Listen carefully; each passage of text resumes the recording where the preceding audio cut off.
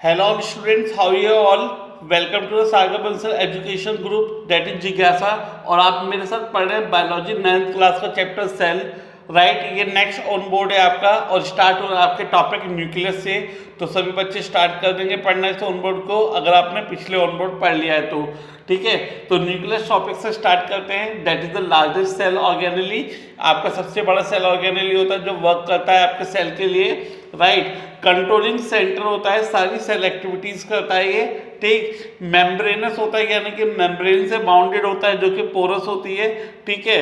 और आपका न्यूक्लियस और क्रोमेटिन फाइबर का एक न्यूक्लियर फाइबर अब एनवलप ये होता है जिससे बाउंडेड होता है, राइट। तो it control all the function of the cell, सारे के सारे फंक्शन करता है सेल के और सेल डिवीजन में वर्क करता है। सेल डिवीजन मतलब सेल को डिवाइड करने में और वर्क को डिवाइड करने में मदद करता है। तो this is the theory about nucleus, right students. So याद रखेंगे, nucleus is the largest cell organelle, it control all the cell activities, double membrane से बाउंडेड होता है जो कि पोरस होती है, राइट। तो एक न्यूक्लियर एनवलप के अंदर होगा जिसमें आपका न्यूक्लियस होता है और क्रोमेटिन फाइबर होता है, सारी की सारी कंट्रोल करता है फंक्शंस ऑफ द सेल को और साथ साथ सेल डिवीजन में वर्क करता है। तो सभी बच्चों को समझ में आ गया ये टॉपिक। अगला टॉपिक स्टार्ट करेंगे साइटोप्लाज्म, ठीक है। सभी बच्चे नोट डाउन करिए।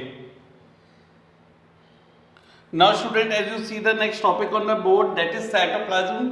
Important है आपके पेपर के लिए। साइटोप्लाज्म एक लिक्विड मटेरियल होता है जो कि सेल के अंदर प्रेजेंट होता है, विस्कस होता है, गाढ़ा, होमोजीनियस होता है, कोलाइडल लिक्विड होता है, कोलाइडल पार्टिकल्स होते हैं उसके, ठीक है।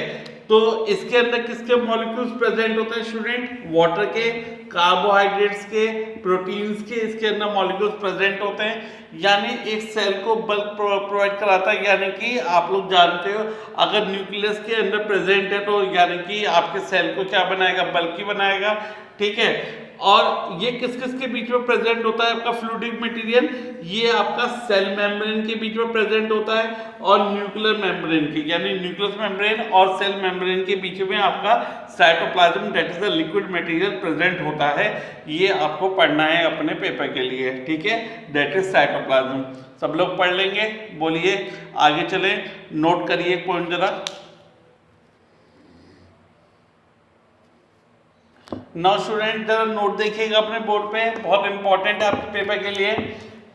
प्लाज्मा मेम्ब्रेन को सेलेक्टिवली परमेबल मेम्ब्रेन भी बोला जाता है, जैसे कि आप पहले भी पढ़ चुके हैं। प्लाज्मा मेम्ब्रेन को सेलेक्टिवली परमेबल मेम्ब्रेन बोला जाएगा, क्यों? क्योंकि वो उन्हीं चीजों का अलाउ करता है, परमिट करता है जिनकी जरूरत होती है सेल को, जिनकी सेल को जरूरत है उन्हीं मटेरियल्स को वो अलाउ करेगा, परमिट करेगा। इसलिए प्लाज्मा मेम्ब्रेन आपकी सेलेक्टिवली परमेबल मेम्ब्रेन बोला जाता है। सारी फिजिकल एक्टिविटीज यही वर्क कराता है, जैसे कि आपका डिफ्यूजन और ऑस्मोसिस, ठीक है। अब ये डिफ्यूजन क्या होता है, ऑस्मोसिस क्या होता है, ये हम बारी बारी से पढ़ेंगे, ठीक है। आप नोट डाउन करिए और हेडिंग डालिए diffusion. Now student, as you see the topic diffusion, what is diffusion? Diffusion क्या है ये? Diffusion is the spontaneous movement, यानी लगातार मूवमेंट होना किसका? मॉलिक्यूल्स का, स्पेशली आपका gas, from a region of high concentration to the region of low concentration, right. इसका मतलब क्या है कि जो गैस के पार्टिकल्स हैं वो आपके एक हाई कंसंट्रेशन रीजन से, वेदर सेल के अंदर या सेल के बाहर, हाई कंसंट्रेशन से लो कंसंट्रेशन की तरफ को मूव करते हैं, गैस के नहीं लिक्विड के भी, राइट। पर गैस में डिफ्यूजन तेज होगा as compare to liquid and solids, right. तो कब तक डिफ्यूजन होता रहेगा, कब तक मूवमेंट होता रहेगा गैस के पार्टिकल्स का? तब तक मूवमेंट होता रहेगा till the uniform concentration is achieved. जब तक यूनिफॉर्म कंसंट्रेशन यानी एक समान मिक्सचर नहीं हो जाता अंदर और बाहर सेल के, तब तक आपका डिफ्यूजन यानी कि गैस आपके डिफ्यूज होती रहेगी from a region of high concentration to low concentration. इसलिए इस कॉन्सेप्ट को क्या बोला जाता है? डिफ्यूजन। और वो सबसे तेज होगा गैस में, फिर होगा आपका लिक्विड में और नहीं होगा आपका सॉलिड में डिफ्यूजन। तो सबसे तेज किस में होगा? आपका गैसेस में। मेनली डिफ्यूजन किस में होता है? आपका गैस में। Now write down on your copy and write the next topic that is called osmosis. Now student, as you see on the board, that is the topic osmosis. आप topic देख रहे हैं बोर्ड पे, osmosis students, right? So osmosis क्या होता है? Osmosis the passage of water, that is the transformation of water from a region of high concentration to low concentration, यानी किसी लिक्विड का, किसी वाटर का जो कंसंट्रेशन है हाई से लो की तरफ मूव करना, उसे क्या बोला जाता है स्टूडेंट? ऑस्मोसिस बोला जाता है। और उसमें एक सेमी परमेबल मेम्ब्रेन की जरूरत पड़ेगी। किसकी जरूरत पड़ेगी? सेमी परमेबल मेम्ब्रेन की, क्योंकि फ्लूइडिटी का कॉन्सेप्ट है, अपने आप फ्लो होता चला जाएगा, उसे रोकने के लिए एक मेम्ब्रेन की जरूरत है, जिसे बोला जाता है सेमी परमेबल मेम्ब्रेन। तो लिक्विड मीडियम को फ्लो कराने के लिए ऑस्मोसिस प्रोसेस के लिए एक सेमी परमेबल मेम्ब्रेन की जरूरत है सेल में, ताकि वो उतना ही वाटर अलाउ करे जितना सेल को जरूरत है, ठीक है, उतना ही पानी सेल के अंदर जाए।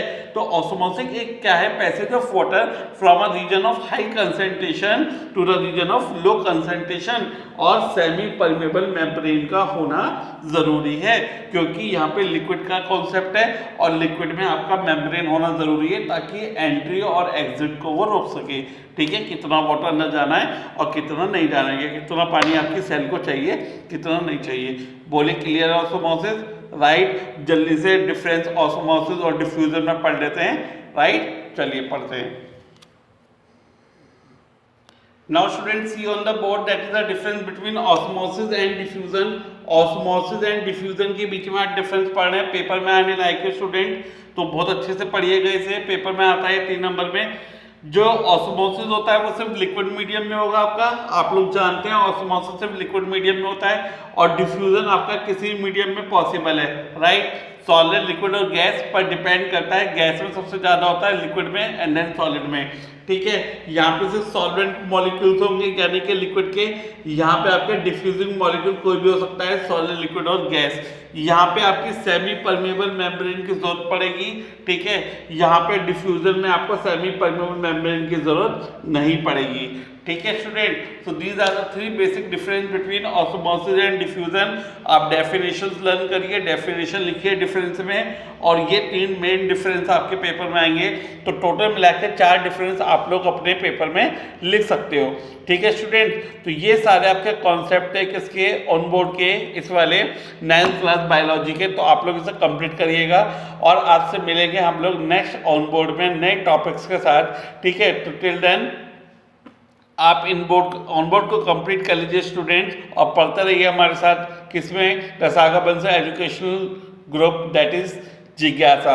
आपके लिए है, आप ही के लिए है, रोज पढ़िए, रेगुलर पढ़िए, जानते ही आप जिज्ञासा है तो मुमकिन है। All the best.